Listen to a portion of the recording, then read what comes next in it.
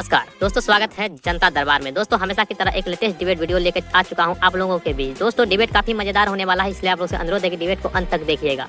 दोस्तों आज के इस डिबेट में अमिताभ अग्निहोत्री सर ने कांग्रेस और सपा के प्रवक्ता की अच्छी तरह से क्लास लगाई है। सो आप लोग को डिबेट में काफी ज्यादा आनंद आने वाला है। चलिए मेन डिबेट को स्टार्ट करते हैं। चलिए शुरू करते हैं। पर भरोसा तो पिछले रिकॉर्ड को देख के ही होता है, नहीं और तो कोई फार्मूला है ही नहीं। आदमी जब अपने गारंटर बनता है कहीं तो बैंक कहती भाई कागज लाओ अपने ट्रैक्टर का, मकान का, खेत का, देखें आपके पास कितना माल बचता है, तब तो आपकी गारंटी माने। तो वैसे ही कोई दावा हम करते हैं तो हमें पिछला ही अपना प्रदर्शन देखना पड़ता है। ये बात फिर कैसे समझ में आए कि 400 भाजपा और भाजपा के सहयोगी 400 हार रहे हैं, इस ढंग का दावा कैसे समझ में आएगा? देखिए 400, एक बात मैं कहूंगा कि देखिए 400 हार की बात वो तो अलग बात है, लेकिन एक बात आप देखिए कि प्रथम चरण के बाद से भाजपा ने भी 400 पार की बात नहीं करी। उन्होंने जिस तरीके से चुनाव को परिणाम में जो भी देखा हो, प्रथम चरण में, द्वितीय चरण में, तृतीय चरण में, उन्होंने प्रथम चरण के बाद 400 पार की बात तो उन्होंने खत्म कर दी बिल्कुल। अब आज भी देखिए मौर्य जी कह रहे हैं भाजपा की दृष्टि से 270 सीटें हमारी आ रही हैं चौथे चरण तक। जनता की दृष्टि से नहीं आ रही हैं, भाजपा की दृष्टि से आ रही हैं। ना विवेक जी, आपने अर्ध सत्य बोला। केशव मौर्य ने कहा चौथे चरण तक भाजपा के पक्ष से 270 हम पा चुके, ये बोला है। अब बताइए। हाँ मिसकोट नहीं करिए। लेकिन आज देखिए कि इसलिए हम कह रहे हैं कि भाजपा का 4 चरणों तक बहुमत तक नहीं पहुंची थी। ये बात इसलिए कही जा रही है कि आज 5 चरण हो गए। 5 चरण होने के बाद में भी भाजपा के शीर्ष नेताओं ने कहीं पे भी अपनी बात नहीं कही कि हम आगे वाले अगर सत्ता में आते हैं तो हमारा मैनिफेस्टो ये है और हम ये करेंगे। कांग्रेस के मैनिफेस्टो पे बात करते रहे, वो भी उन बुंदियों पे करते रहे। विवेक जी मैनिफेस्टो पर आज नहीं जाएंगे। विवेक जी मैनिफेस्टो पर नहीं जाएंगे। ठीक, विवेक जी मैनिफेस्टो पर नहीं जाएंगे। मैं इतना आज मैनिफेस्टो पे जाऊंगा तो मैं दर्शकों के साथ अन्याय करूंगा। मैनिफेस्टो की बात बहुत पुरानी होगी मित्र, अब नहीं, अब नहीं। ठीक है, आगे बात, आगे विवेक भाई आ गई, अब रुकना होगा। मैं कीर्तिनिधि पांडे के पास चलूं उससे पहले 2 बातें फिर तथ्य दुरुस्त कर दूं, क्योंकि जनता तथ्य मेरे से अपेक्षा करती है कि तथ्य ईमानदार रहे। विवेक जी ने कहा कि बड़े नेताओं ने भाजपा के 400 पार बोलना बंद कर दिया पहले चरण के बाद से।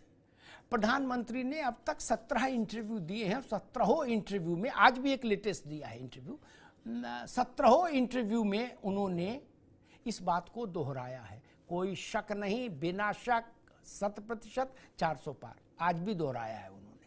इसलिए ये कहना, इसीलिए मैं कहता हूं अर्ध सत्य पर मत खेलो।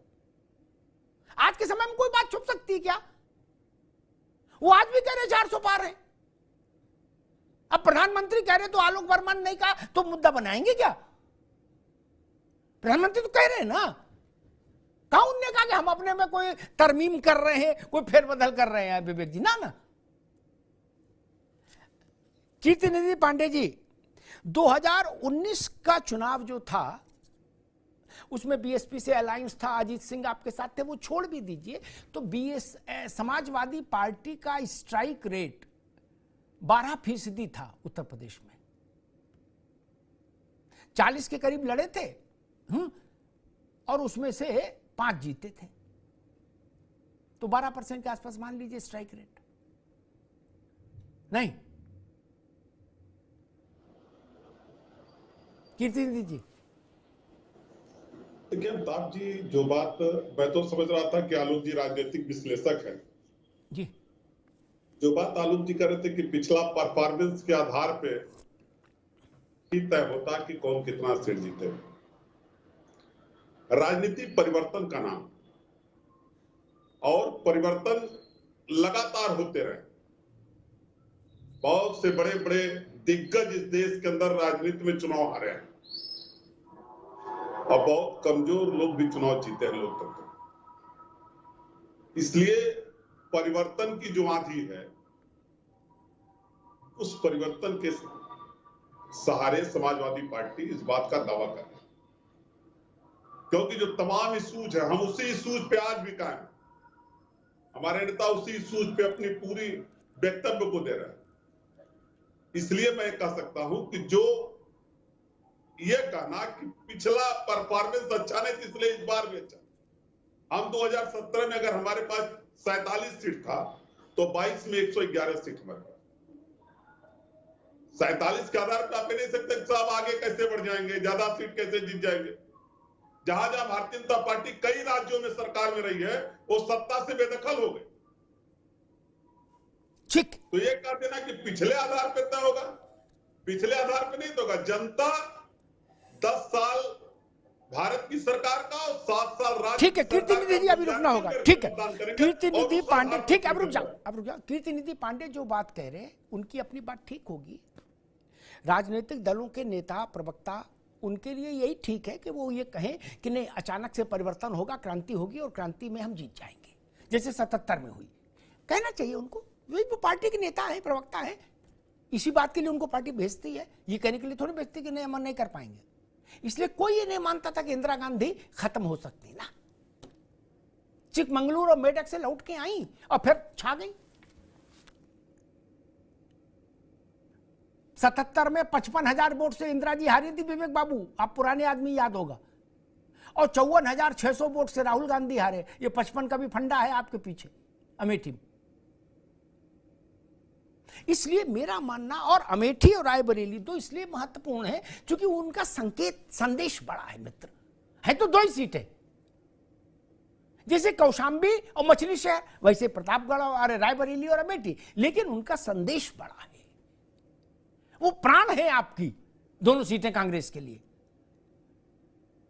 अब प्राण तो प्राण ही हो सकता है, उसका कोई विकल्प नहीं हो सकता विवेक भाई, नहीं। इसलिए मैंने कहा कि आपके लिए सबसे बड़ा संघर्ष है। अखिलेश यादव के लिए प्रतिष्ठा का प्रश्न 5 सीटें हैं, कन्नौज, मैनपुरी, बदायूं और अक्षय जहां से लड़ रहे फिरोजाबाद, और धर्मेंद्र जहां से लड़ रहे वो आजमगढ़। प्रतिष्ठा सीटें माने ना माने कहीं ना कहीं से क्या फर्क पड़ता है। 4 जून को उसी के आधार पर उनके नेतृत्व की समीक्षा होगी भाई, क्योंकि समाजवादी पार्टी ने अपने सर्वाधिक संसाधन वहीं लगाए। शिवपाल जी ने तब तक बदायूं नहीं छोड़ा जब तक वहां वोट नहीं हो गया। उन्हें बाकी देश एक तरफ, पहले बदायूं तो निपटाऊ। रामगोपाल जी फिरोजाबाद में बैठे। इसलिए मैं कह रहा हूं उन सीटों की विशेषता है, उन सीटों में आपकी प्रतिष्ठा लगी हुई है। उनको सहज सीट कह के कैसे खारिज कर सकते हैं। दोस्तों अंत तक वीडियो देखने के लिए धन्यवाद। दोस्तों आप लोग को वीडियो कैसा लगा आप लोग कमेंट सेक्शन में अपना राय जरूर बताएं। दोस्तों हम आप लोग के लिए हमेशा लाते हैं लेटेस्ट टॉप वीडियो। चलिए दोस्तों मिलते हैं कोई नेक्स्ट डिबेट वीडियो में, तब तक के लिए जय हिंद, जय भारत, वंदे मातरम।